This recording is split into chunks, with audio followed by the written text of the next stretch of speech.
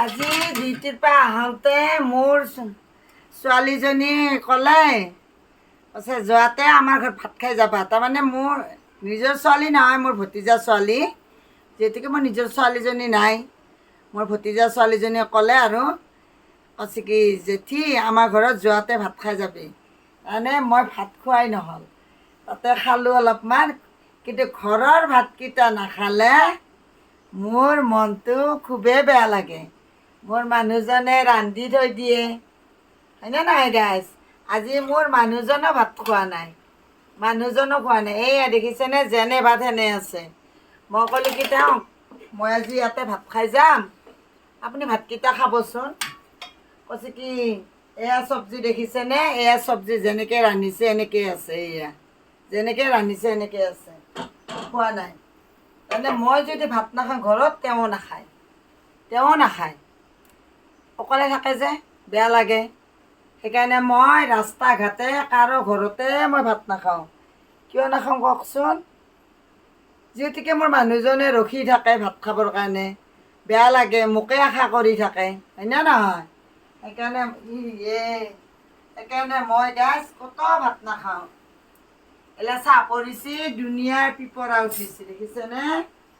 আজিকালি তাৰমানে একো মিঠা বস্তু পৰবাই নৰে, দুনিয়াৰ পৰুৱা উঠিছে। পৰুৱা মানে পিপৰা, আমি পিপৰা কওঁ।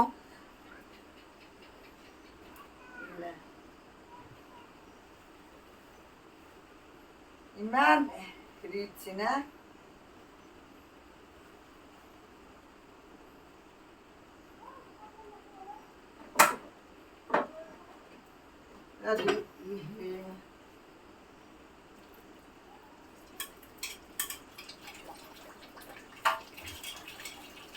চাহ পৰিছে।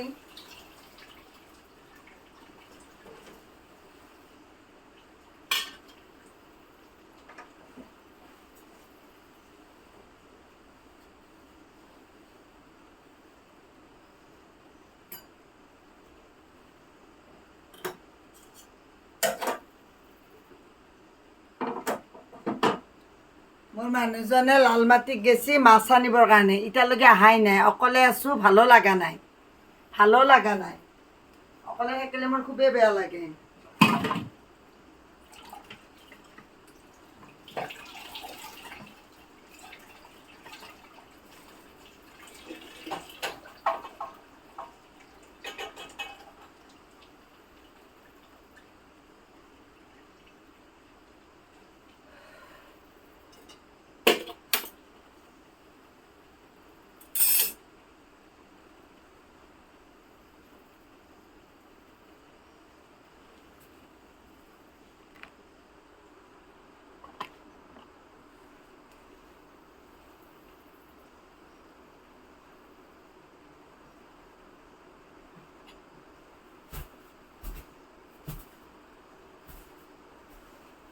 এয়া মোৰ মালিকে বনাইছে, দেখিছেনে?